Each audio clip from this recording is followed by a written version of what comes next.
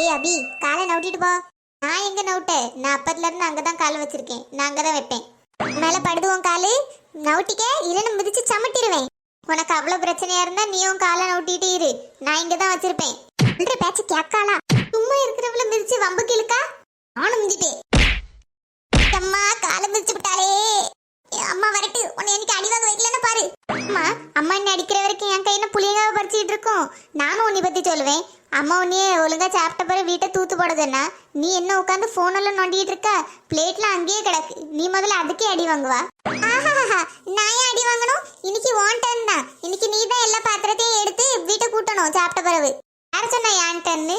நேற்று நான் தான் என் பிளேட்டை எடுத்து சிங்க்ல போட்டேன். நான் உட்காந்து சாப்பிட்ட எடுத்து நான் தான் நேற்று கூட்டினேன். அதனால என் டர்ன்ல முடிஞ்சு போச்சு. சரியான பொய் புழுவி. நேற்று ஓன் டர்ன்னா நீ என் பிளேட்டையும் சேர்த்து எடுத்துட்டு போயிருக்கணும்ல. நான் உட்காந்து சாப்பிட்ட எடுத்து சேர்த்து கூட்டி இருக்கணும். ஆனா நேற்று நீ பண்ணியா? நான் தான் என் பிளேட் எடுத்து சிங்க்ல போட்டேன். நான் தான் உட்காந்து சாப்பிட்ட எடுத்து கூட்டினேன். அதனால நேற்று என் டர்ன் முடிஞ்சு போச்சு. இன்னைக்கு ஓன் டர்ன் தான். நீ தான் எல்லாம் பண்ணணும். 2 பிளேட்டையும் எடுத்துட்டு போய் சிங்க்ல போடு. அங்க கீழே கிடக்குற சோறெல்லாம் பிறக்கி கச்சரட பையில போடு. ஆரானு, என் எரிச்சலை கிளப்பாத. நீ தான் நேற்று லேட்டா சாப்பிட்டா. அதனால தான் நான் பண்ணல. உன் பிளேட் எல்லாம் எடுத்துட்டு போல. நீ அவன் இஷ்டத்துக்கு சாப்பிடும் போதுல நான் பண்ண முடியுமா?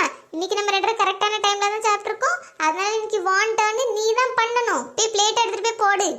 இப்படி நான் எத்தனை மணிக்கு சாப்பிட்டாலும் வாண்டர்னா நீ பிளேட் எடுத்து கொண்டு போய் போட்டு வீட்டு கூட்டணும்ல. நீ பண்ணல நேத்து. அப்ப இன்னைக்கு வாண்டர்ன் தான். அப்ப நீ தான் பண்ணணும். சீக்கிரமா 2 பிளேட்டை எடுத்துட்டு போ. இல்லைன்னா அம்மா வந்துச்சுன்னா உன்னை தான் பிடிச்சு அடிக்க பார்த்துக்க. அறிவு இருக்கிறவட்ட பேசலாம்.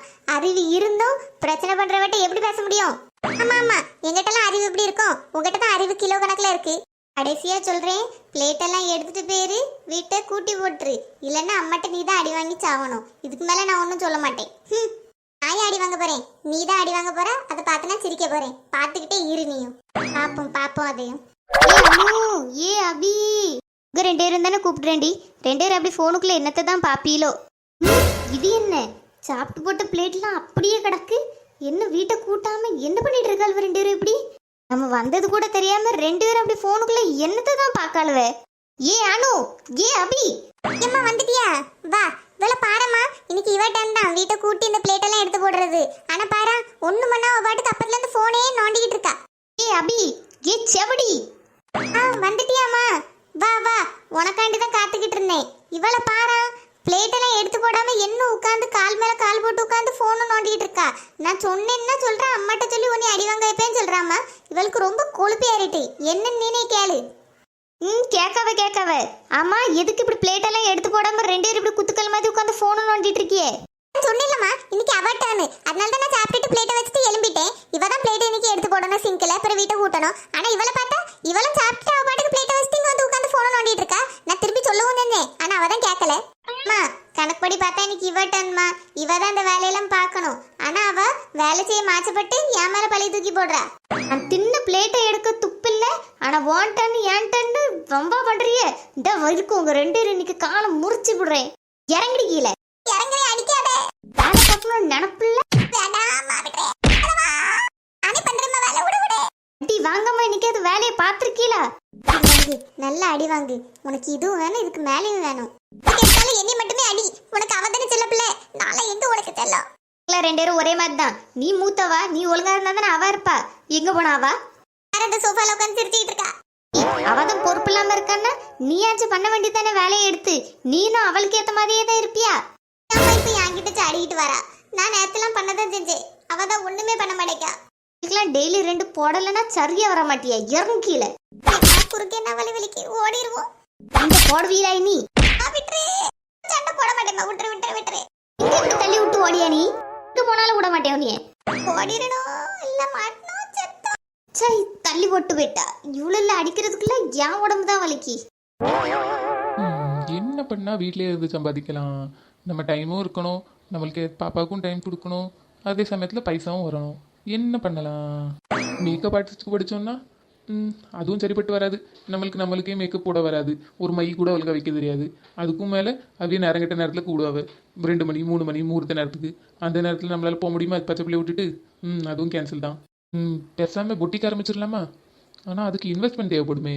அது நம்மளுக்கு யார் தருவா? முதல்ல நம்மளே துணி வாங்கி வச்சு ஃபோட்டோ எடுத்து வீடியோ எடுத்து போட்டால் தானே அடுத்தவே வாங்குவாவே. அதுக்கு பல்காக ஆர்டர் எடுக்கணும். அதுக்கு பைசா வேணும். நம்மளுக்கு யார் பைசா தந்து இப்போ உதவி பண்ண போகிறா? நம்ம பைசா வாங்கி அதை ஃபுல் நேரம் பண்ணி ப்ராஃபிட் வேறு எடுக்கணும். அதுவும் கஷ்டம். இன்வெஸ்ட்மெண்ட் இல்லாமல் பெருசாக பைசா அதில் இன்வெஸ்ட் பண்ணாமல் எந்த பிஸ்னஸ் பண்ணலாம், என்ன பண்ணால் பைசா வரும்? யூடியூப்பில் சர்ச் பண்ணி பார்க்கலாமா? பேசாமல் யூடியூப்பில் வீடியோ போட்டோம்னா அதுக்கு பைசா தேவையில்லையே, நம்ம ஃபோனில் ரெக்கார்ட் பண்ணி வீடியோ போட்டுடலாம். என்ன வீடியோ போட?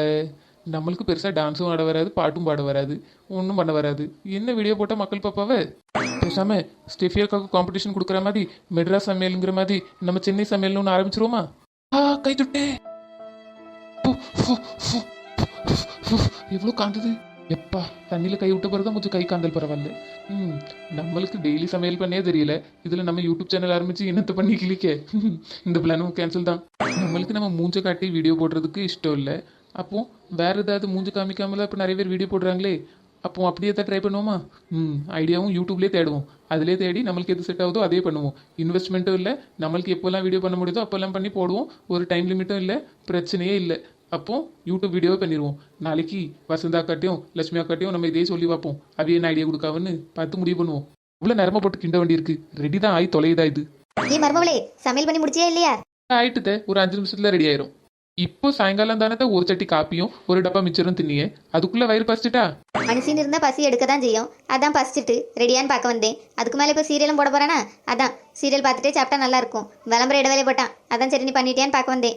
அதானே பார்த்தேன், அதிசயமா கிச்சன் பக்கம் வந்துட்டு இல்லைன்ட்டு. இல்லைனா தான் சாயந்தரம் 7 மணிலேருந்து நைட்டு 11 வரைக்கும் எல்லா சீரியலும் விடாம பாப்பீல.